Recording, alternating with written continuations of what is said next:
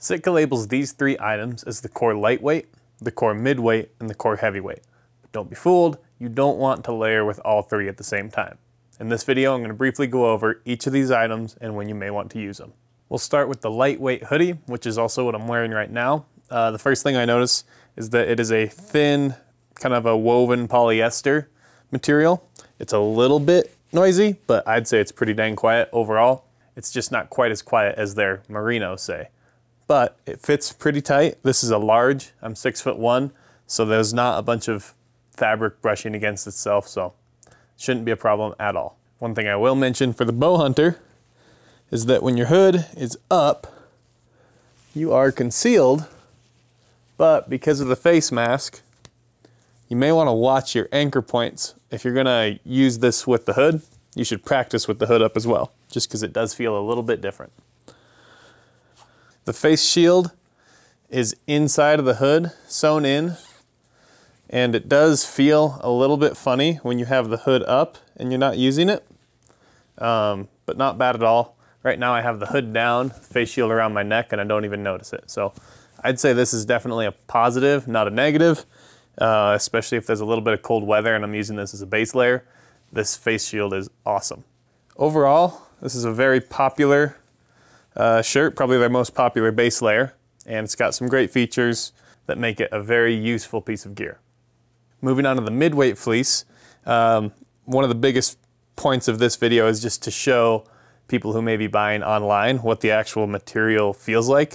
So this midweight is a very thin grid fleece style shirt. It's not anything like the woven polyester on the lightweight.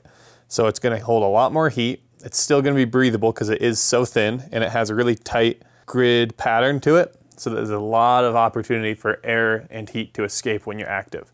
Moving on to the heavyweight, it's warmer, obviously. It's got a pretty classic grid pattern to it. The squares are a little bit thicker though than the midweight, so it's gonna hold more heat. One thing I appreciate about this is it's got the high zip. So that'll bring your zipper up to about here, and that's really great even when it's unzipped and you're experiencing weather. I had it out in a snowstorm the other day. Snow was hitting the side of my face, but that one little piece of fleece just kept me a little bit warm without being bulky or in the way at all. Moving on to weight, the lightweight hoodie comes in at 6.6 ounces, the midweight is 10 ounces, and the heavyweight hoodie is 14.8 ounces. But the midweight doesn't have a hood, so the non-hooded version of the lightweight, same material, comes in at 5.1 ounces, 10 ounces again, and then you're looking at 12.5 ounces for the heavyweight hoodie. So you're about twice the weight on the midweight over the lightweight, and then you're 25% more to the heavyweight. One thing to mention that is different between the midweight and the heavyweight is the midweight comes in at 96% polyester, which is going to be the fleece, and then 4% elastane, which is going to give it the stretch. And because it's so thin, you still have plenty of stretch on the midweight. But the heavyweight comes in at, I believe, 93% polyester and then 7% elastane.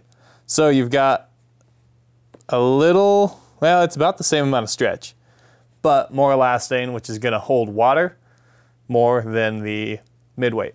And that brings me into the next portion of the video, which is going to be dry time. I did a pretty basic test, not a thorough test by any means.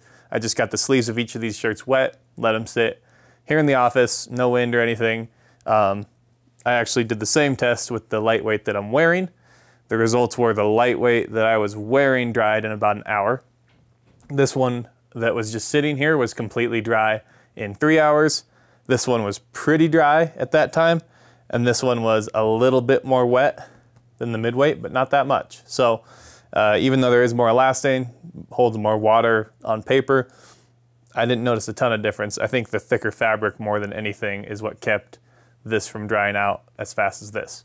In terms of packability, base layers you typically don't have in your pack unless you're bringing a spare, but you get the lightweight down to about that size. The midweight is going to take up quite a bit more space. Then the heavyweight is about double what the lightweight is. I know this isn't a great test, but it's quick and easy. You kind of get the picture. Pack size is not the most important thing in my opinion. You should be carrying a pack that can fit what you need. And then something to note with fit, SITKA does their base layers a little bit tighter than their mid layers, which are a little bit tighter than their outer layers, so they size things larger based on where they're supposed to be layered. What I'm wearing right now is a large. I'm 6'1". I'd probably go for a large tall if I were to purchase this again, but the large fits me fine. The medium was too small. I like the chest cut on the medium. There's a little extra room on the large, but that also allows for airflow, so it's a bit of a trade-off. The midweight, the medium did not fit me. It was too short in the sleeves and the torso, but the large felt a little bit big on kind of the chest cut. It's definitely a little bit bigger cut than the lightweight. And the heavyweight was quite a bit bigger. I actually went down from a large and to a medium for the heavyweight. So I run a large in the lightweight and then a medium in the heavyweight. So all this being said, when should you use each layer? I'll just go over this real quick. I would use the lightweight as a base layer / outer layer for those early season hunts.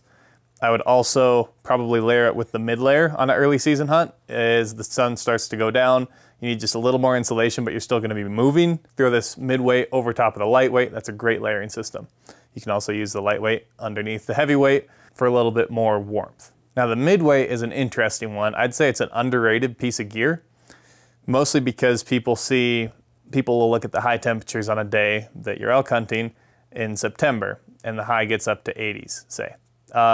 But you're really hunting more in that morning, maybe 65 degrees, and then in the afternoon it gets back down to that 60s temperature area. That's when you're chasing, right? The morning and the night. So the midweight, I think, is a really great piece of gear, especially if you're stalking, bow hunting elk or something and you get pinned down. Having this little bit of extra insulation is going to be worth it, even though it might be a little hotter when you're exerting heavily. Being able to stop, rest, and not have that wind cut straight through you like it will on the lightweight, just having that little extra heat is going to be important. So I would use this as a next to skin layer as well. I would layer it underneath the heavyweight, but these two pieces are pretty similar, so you're not going to get a whole lot of benefit. I'd prefer to layer this underneath the ambient hoodie or something like that. I'd also use it as a mid layer over top of the lightweight.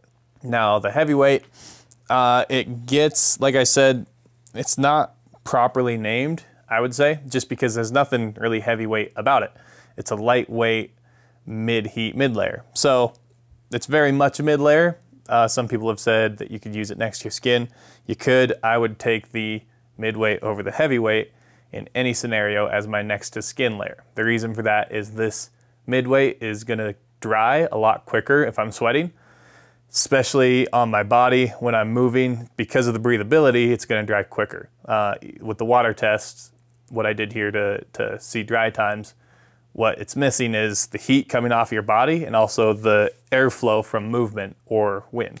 So this is definitely gonna dry quicker and operate better as a base layer than this. This is very much mid layer. That's about all I got on these. Thanks for watching. If you like this video, hit the like button, subscribe to the channel, and leave a comment if you have any questions at all, or give us a call. Find our contact info at gearfool.com.